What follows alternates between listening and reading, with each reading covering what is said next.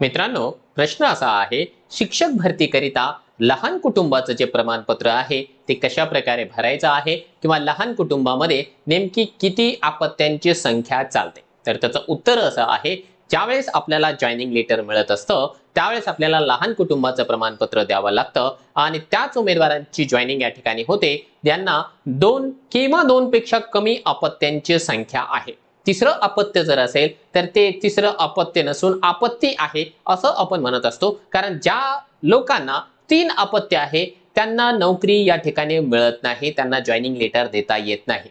अपवादात्मक परिस्थितीमध्ये समजा जर पहिलं एखादं मूल असेल आणि दुसऱ्यांदा ज्यावेळेस डिलिव्हरी झाली त्यावेळेस जर जुळी मुलं झालेली असेल तर त्या मुलांना जुळी न कन्सिडर करता एकच मूल असं गृहीत धरलं जातं. म्हणजे पहिला एक मूल आणि नंतरचं जुळं असलेलं 2 मूल यांना जे आहे एक समजलं जातं.